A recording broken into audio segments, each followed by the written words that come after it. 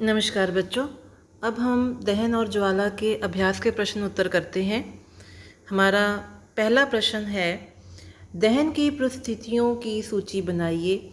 दहन की परिस्थितियों की सूची बनाने का मतलब है कि आपने उन परिस्थितियों के बारे में बताना है जब कोई दहन पॉसिबल हो सकता है, दहन हो सकता है किसी चीज़ का। दहन मतलब जलना। तो दहन किन परिस्थितियों में हो सकता है? देखिए, सबसे पहले तो हमें ये पता है कि जलने के लिए ऑक्सीजन की ज़रूरत होती है। तो पहली कंडीशन तो हमें यही चाहिए कि वहाँ पे ऑक्सीजन मौजूद हो, या वायु मौजूद हो, या वायु में ऑक्सीजन मौजूद हो। दूसरी कंडीशन ये होती है कि देखिए, जैसे हम एक तरफ पतली लकड़ी को जलाते हैं और एक तरफ मोटी लकड़ी को जलाते हैं, डिस्टिंक्शन हमें पता चल जाता है कि जो पतली बारीक लकड़ियाँ होती हैं वो जल्दी आग पकड़ लेती हैं, लेकिन जो मोटी लकड़ी होती है वो देर से आग पकड़ती है। तो इसका कारण क्या है? देखिए, पतली लकड़ी जो होती है उसका ज्वलन ताप कम होता है और मोटी लकड़ी का ज्वलन ताप अधिक होता है। अब ज्वलन ताप क्या होता है कि ऐसा ताप, जिस ताप पर कोई वस्तु जलना शुरू हो जाए उसे हम क्या कहते हैं? ज्वलन ताप। अगर हम किसी वस्तु के ज्वलन ताप तक नहीं पहुंचेंगे तो वो वस्तु नहीं जलेगी। इसका मतलब अगर हमने उस वस्तु को इतना ताप ना दिया जिस ताप पर वो जलती है तो वो वस्तु नहीं जलेगी। तो इसका अर्थ ये हुआ कि एक परिस्थिति तो हमारे पास क्या थी, हमने पहले क्या पढ़ी थी कि वायु का होना ज़रूरी है या ऑक्सीजन का होना ज़रूरी है, या ये कहा जाए कि वायु में ऑक्सीजन का होना ज़रूरी है। दूसरा, ज्वलन ताप का होना ज़रूरी है। और तीसरा, एक अंडरस्टूड बात है कि पदार्थ का भी होना ज़रूरी है जो जलेगा। तो अगर हम बात करें कि दहन की परिस्थितियों की सूची की, तो इसमें हमारी जो सूची बनती है, सबसे पहले तो है दहन के लिए वायु में ऑक्सीजन आवश्यक है, और दहन के लिए ज्वलन ताप का होना ज़रूरी है। फिर उसके बाद दहन के लिए दाह्य पदार्थ का होना आवश्यक है। दाह्य पदार्थ क्या होता है? जैसे अगर हम कागज़ को जला रहे हैं तो उस टाइम हमारा कागज़ जो है वो दाह्य पदार्थ है। अगर हम उस टाइम लकड़ी को जला रहे हैं तो लकड़ी हमारा दाह्य पदार्थ है। अगर हम एलपीजी गैस को जला रहे हैं तो एलपीजी गैस दाह्य पदार्थ है। तो दाह्य पदार्थ वो है जिसे हम जलाते हैं। तो एक तो वस्तु का ही होना ज़रूरी है जिसे हमने जलाना है, उसके बाद वायु का होना ज़रूरी है, और फिर उसके बाद ज्वलन ताप का होना ज़रूरी है कि उस वस्तु को कम से कम इतनी गर्मी तक हम उसको गर्म करें कि वो आग पकड़ ले, उसका ताप यहाँ तक पहुँचा दें कि वो आग पकड़ ले। ये था हमारा पहला प्रश्न। अगला प्रश्न जो है वो है रिक्त स्थान भरो। तो पहले तो हम सेंटेंस देखते हैं कि क्या क्या सेंटेंसेस हैं हमारे पास। लकड़ी और कोयला जलाने से वायु का डैश होता है। यहाँ पे आपने जो रिक्त स्थान है उसमें भरना है शब्द, क्या आएगा। फिर है, घरों में काम आने वाला एक द्रव ईंधन डैश है। अब घरों में जो काम आता है द्रव ईंधन, उसका नाम हमने बताना है।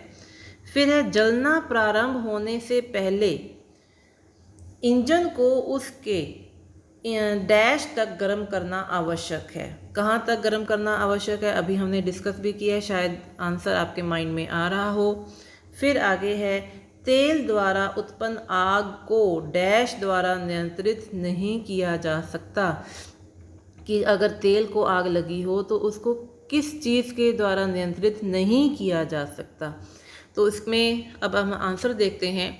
लकड़ी और कोयला जलाने से वायु का क्या होता है? प्रदूषण होता है।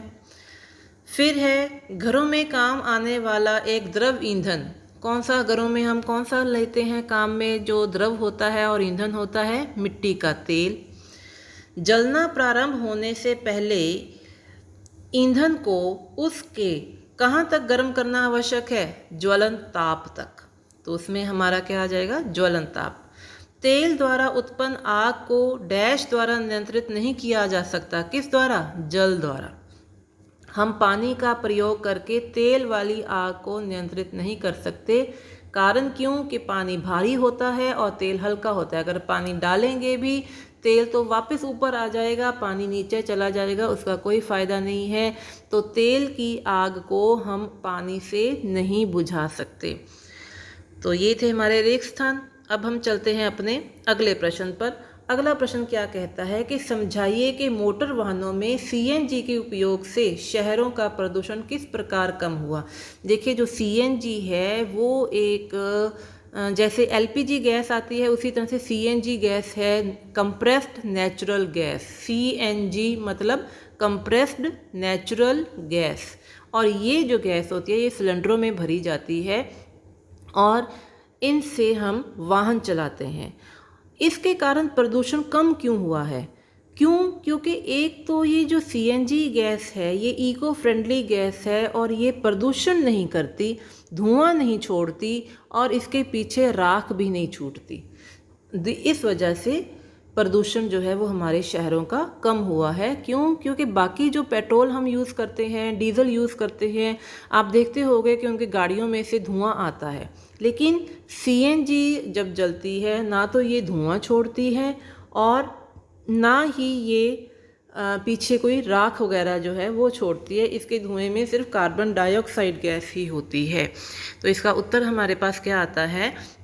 मोटर वाहनों में सीएनजी के उपयोग से हमारे शहरों का प्रदूषण कम हुआ है क्योंकि यह वायु में carbon dioxide, carbon monoxide, sulphur dioxide और नाइट्रोजन डाइऑक्साइड जैसी गैस कम उत्पन्न करता है, जो कि वायुमंडल को प्रदूषित करती हैं तथा अम्लीय वर्षा का कारण बनती हैं। और ये गैसें कम उत्पन्न होते हैं, इसलिए ये सब कुछ नहीं होता है। और दूसरा कारण क्या है कि जलने के बाद यह पीछे कोई राख भी नहीं छोड़ती। अब हम अपने अगले प्रश्न पर चलते हैं। ईंधन के रूप में एलपीजी और लकड़ी की तुलना कीजिए। अब ईंधन के तौर पर एक तरफ हम किचन में एलपीजी का यूज़ करते हैं, दूसरी तरफ लकड़ी का यूज़ करते हैं। वहाँ पे हमें बिल्कुल साफ पता चल जाता है डिस्टिंक्शन का कि एलपीजी ईंधन के रूप में कैसी है। एलपीजी मतलब जो सिलेंडरों में हमें लिक्विफाइड पेट्रोलियम गैस जो सिलेंडर हम भरवाते हैं वो है, और लकड़ी जो आमतौर पे चूल्हे वगैरह में यूज़ की जाती है। तो एलपीजी और लकड़ी के ईंधन में क्या फ़र्क है? काम करके ही हमें पता चल जाता है कि जो एलपीजी है वो धुआं नहीं छोड़ती, उसमें राख नहीं होता, प्रदूषण नहीं करती और उसका ऊष्मीय मान भी अधिक होता है। और इधर अगर लकड़ी की बात करें तो लकड़ी को जब जलाते हैं तो धुआं छोड़ती है, आँखों में जलन होती है, उसके कारण वायु प्रदूषण होता है उसके कारण, और पीछे राख भी छूटती है, बर्तन भी हमारे काले होते हैं। लेकिन अगर एलपीजी पे अगर खाना बनाते हैं तो बर्तन भी काले नहीं होते हैं। और इसका जो ऊष्मीय मान होता है वो भी एलपीजी से तकरीबन 1/3 ही होता है। तो अगर हम बात करें एलपीजी के ऊष्मीय मान की तो वो 55,000 के करीब है, 55,000 किलो जूल। और अगर हम बात करें लकड़ी की तो वो 17,000 किलो जूल के करीब ही है। तो इस वजह से हम कह सकते हैं कि एलपीजी एक अच्छा ईंधन है। अब हम इसके कारण देखते हैं। एलपीजी के अगर हम देखें तो यह प्रदूषण नहीं करता, यह धुआं नहीं छोड़ता, यह एक द्रव ईंधन है और सिलेंडर में भरा जाता है, जिसको हम द्रव ईंधन कैसे, भले तो हम इसको गैस बोलते हैं लेकिन ये क्या है, लिक्विफाइड पेट्रोलियम गैस। लिक्विफाइड मतलब इसको पेट्रोलियम गैस को लिक्विफाइड करके सिलेंडरों में भरा जाता है। फिर है इसका ऊष्मीय मान 55,000 किलो जूल पर किलोग्राम है। फिर इसके बाद आगे ये है कि इसका परिवहन आसानी से हो जाता है और इसका उपयोग भी आसानी से हो जाता है क्योंकि इसको सिलेंडरों में आसानी से भरा जा सकता है। फिर अगर हम इसके कंपैरिजन में लकड़ी की बात करें तो यह प्रदूषण करती है, यह धुआं छोड़ती है, यह एक ठोस ईंधन है। इसका ऊष्मीय मान 17,000 किलो जूल पर किलोग्राम है और इसका परिवहन आसानी से नहीं हो सकता जितनी आसानी से एलपीजी का होता है। तो ये है हमारे पास अंतर एलपीजी और लकड़ी के। अगला प्रश्न है, कारण बताइए कि एलपीजी लकड़ी से अच्छा ईंधन है। अभी हमने पीछे क्या पढ़ा था, अंतर में भी पढ़ा था कि एलपीजी लकड़ी से अच्छा ईंधन क्यों है, क्योंकि एलपीजी ना तो धुआं छोड़ती है, ना ही ये प्रदूषण करती है, ना ही पीछे इसके राख छूटती है, और सबसे बड़ी बात इसका ऊष्मीय मान भी बहुत अधिक है लकड़ी के कंपैरिजन में, लकड़ी की तुलना में। इस वजह से एलपीजी लकड़ी से अच्छा ईंधन है। तो इसमें हम क्या लिखेंगे, एलपीजी लकड़ी से एक बेहतर ईंधन है, क्योंकि यह लकड़ी की तरह जलने पर धुआं नहीं छोड़ती और इसके जलने से राख नहीं बचती। और एक है कि एलपीजी का ऊष्मीय मान लकड़ी से अधिक होता है। अब हम चलते हैं अपने अगले प्रश्न पर। अगला प्रश्न हमें क्या पूछा है कि विद्युत उपकरण से संबंध आग जो होती है उस पर नियंत्रण पाने के लिए जल का उपयोग नहीं किया जा सकता। क्यों नहीं कर सकते? कि जो विद्युत उपकरण है उस पे जब आग लग जाती है तब हम जल का प्रयोग नहीं करते। कारण, क्योंकि जल ऑलरेडी ही पहले से ही विद्युत का सुचालक है। जल जो है, पानी जो है, वो पहले से ही विद्युत का सुचालक है। और अगर पानी को आप विद्युत उपकरण जिस पे आग लगी हुई है उस पे हम डालेंगे तो पानी का कनेक्शन हमारे हाथ में पड़ी हुई बकेट के साथ है, बकेट के बाद हमारे साथ है, क्योंकि हम भी गीले हैं, बकेट भी गीली है और पानी तो खुद गीला है ही है। और पानी और बिजली के उपकरण में कनेक्शन हो गया। अब वही कनेक्शन हमारे बकेट के साथ हुआ, बकेट मतलब बाल्टी के साथ हुआ, और बाल्टी का हमारे साथ हुआ, और हमें झटका भी लग सकता है बिजली का। तो इस वजह से जो बिजली के उपकरणों के ऊपर जब आग लगती है, बिजली उपकरणों के संबंध में जो आग होती है उसे हम पानी से नहीं बुझा सकते, क्योंकि पानी ऑलरेडी बिजली का सुचालक होता है इसलिए, और हमें झटका लग सकता है। चलिए हम अपने अगले प्रश्न पर चलते हैं। अगला प्रश्न हमें क्या कहता है, कागज़ समय सरलता से आग पकड़ लेता है, लेकिन जब उसको एल्युमिनियम पाइप के चारों ओर लपेटा जाता है तब वो जल्दी से आग नहीं पकड़ता। ऐसा क्यों होता है? देखिए, कागज़ का ऊष्मीय मान कम होता है, वो जल्दी से आग पकड़ लेता है। लेकिन अगर हम उसी कागज़ को एल्युमिनियम की रॉड के चारों ओर लपेट देते हैं तो क्या होता है कि जो कागज़ है वो उसका ऊष्मीय मान, अब जब हम उसको ताप देंगे तो वो ताप जो होगा वो काफ़ी हद तक कहाँ पे चला जाएगा, एल्युमिनियम की रॉड में जाता जाएगा। एल्युमिनियम उस ताप को सोखता जाएगा और कागज़ के ताप को उसके ज्वलन ताप तक नहीं पहुँचने देगा। इसलिए एल्युमिनियम के चारों ओर जब हम कागज़ लपेटते हैं तो वह पूरी तरह से जल्दी से आग नहीं पकड़ता, जितना जल्दी वो अलग पड़ा हो तब आग पकड़ लेता है। तो हम इसका कारण क्या देखेंगे कि जलने के लिए एक आवश्यक परिस्थिति होती है जिसे हम ज्वलन ताप कहते हैं।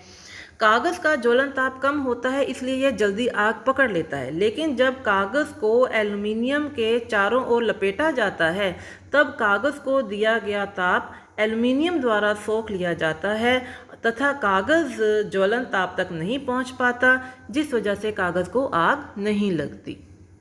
अब हम अपने अगले प्रश्न पर चलते हैं। अगला प्रश्न क्या है कि मोमबत्ती की ज्वाला का नामांकित चित्र बनाइए। तो ये आपके पास चित्र है, इसमें मोमबत्ती की सबसे बाहर वाली जो क्षेत्र है वो दिखाया गया है, और वो जो सबसे बाहर वाला क्षेत्र होता है वो सबसे गर्म भी होता है। फिर अंदर वाला पीला क्षेत्र दिखाया हुआ है जो कम गर्म होता है। फिर उसके बाद सबसे अंदर आपको काला क्षेत्र दिखाया हुआ है जो सबसे कम गर्म होता है। चलिए आगे चलते हैं। ईंधन के ऊष्मीय ताप को किस मात्रक द्वारा प्रदर्शित किया जाता है? इसको हम कैसे करते हैं? किलो जूल प्रति किलोग्राम। अब हम चलते हैं अगले पर। समझाइए कि कार्बन डाइऑक्साइड किस प्रकार आग को नियंत्रित करती है। यहाँ पे आप नहीं है, आग है। समझाइए कि कार्बन डाइऑक्साइड किस प्रकार आग को नियंत्रित करती है। देखिए, जो कार्बन डाइऑक्साइड गैस होती है वो ऑक्सीजन से भारी होती है और जिस कारण वह आग के चारों ओर आवरण बना लेती है। एक तरह का जैसे ब्लैंकेट होता है, कंबल लपेट देते हैं जब पर्सन को आग लगती है तो एक तरह का ब्लैंकेट सा हो गया। उसी तरह से कार्बन डाइऑक्साइड भी क्या करती है, जलती हुई वस्तु के आर पार एक आवरण बना लेती है, जिससे वायु की उपलब्धता या वायु के साथ अगर हम कहें कि आग वाले पदार्थ का जो होता है वो संपर्क टूट जाता है, वायु की उपलब्धता खत्म हो जाती है, जिस वजह से आग बुझ जाती है। और दूसरा ये होता है, जो कार्बन डाइऑक्साइड गैस होती है वो जलते हुए पदार्थ का तापमान भी गिरा देती है, और तापमान गिराएगी, ज्वलन ताप नीचे आ जाएगा, ज्वलन ताप तक वो पदार्थ है ही नहीं अब, इसलिए वो जल्दी आग बुझ जाती है।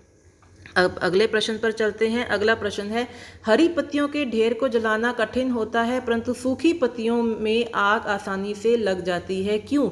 अब जैसे हरी पत्तियां हैं, हमें ये पता है कि उनमें थोड़ा थोड़ा पानी होता है, और पानी क्या होता है, वो किसी भी पदार्थ के ज्वलन ताप को ऊंचा कर देता है, उसको बढ़ा देता है। लेकिन दूसरी ओर जो सूखी पत्तियां होती हैं उनमें कोई पानी नहीं होता और उनका ज्वलन ताप कम होता है। अब जिसका ज्वलन ताप कम होगा वो आसानी से जलेगा, और जिसका ज्वलन ताप अधिक होगा वो मुश्किल से जलेगा। तो यही कारण यहाँ पे काम करता है कि हरी पत्तियों में पानी होता है, जिस कारण इसका ज्वलन ताप अधिक हो जाता है और यह जल्दी से आग नहीं पकड़ते। लेकिन दूसरी ओर सूखे पत्तों में पानी नहीं होता, जिस कारण इनका ज्वलन ताप कम हो जाता है और ये जल्दी से आग पकड़ लेते हैं। आगे चलते हैं। आगे है, सोने और चांदी को पिघलाने के लिए स्वर्णकार ज्वाला के किस क्षेत्र का उपयोग करते हैं और क्यों? अब जैसे हमने ज्वाला के, जो मोमबत्ती की ज्वाला थी, उसका जो नामांकित चित्र देखा था, उसमें ये देखा था कि सबसे बाहरी जो क्षेत्र है, बाह्य क्षेत्र जो है, उसका तापमान सबसे अधिक है, बीच वाले का कम है, और सबसे नीचे वाले का जो काला भाग है उसका सबसे कम है, पीले भाग का सबसे अधिक है, सबसे बाहरी जो अदृश्य क्षेत्र होता है उसका सबसे अधिक होता है। तो इस वजह से हम ये कह सकते हैं कि सोना चांदी को पिघलाने के लिए जो स्वर्णकार है वो ज्वाला की सबसे बाहरी पर जो क्षेत्र है उसका प्रयोग करेगा। क्यों? क्योंकि उसका तापमान सबसे अधिक होता है। अब इसके बाद आगे है, सोने और चांदी को पिघलाने के लिए स्वर्णकार ज्वाला के बाह्य क्षेत्र का उपयोग करते हैं, क्योंकि उसका ताप सबसे अधिक होता है। अब आगे है हमारे पास, एक प्रयोग में 4.5 किलोग्राम ईंधन का पूर्णतः दहन किया गया और उत्पन्न ऊष्मा का माप 1,80,000 किलो जूल था। ईंधन का ऊष्मीय मान ज्ञात करें। अब ईंधन का ऊष्मीय मान हमने ज्ञात करना है, तो हम कैसे करेंगे? ईंधन का ऊष्मीय मान क्या होता है, यहाँ पे ये देखिए। अब हम चलें आगे। आगे है हमारे पास, क्या जंग लगने के प्रक्रम को दहन कहा जा सकता है? विवेचना कीजिए। अब जंग लगने के प्रक्रम को दहन क्यों कहते हैं, या कह सकते हैं या नहीं कह सकते हैं? पहले तो हमें जंग लगना जो है उसको समझना होगा कि जंग क्या होता है और इसमें क्या क्या प्रोसेस होते हैं। देखिए, जो जंग होता है, जंग में जो भी धातु को जंग लगता है उसमें धातु ऑक्साइड तैयार होता है। अब जो धातु ऑक्साइड तैयार हो चुका है और जलने पर भी ऑक्साइड ही बनता है, किसी भी वस्तु, कोई भी वस्तु जलेगी उसका ऑक्साइड बनेगा, और अगर जंग लगेगा तो उसमें भी धातु का ऑक्साइड बनेगा।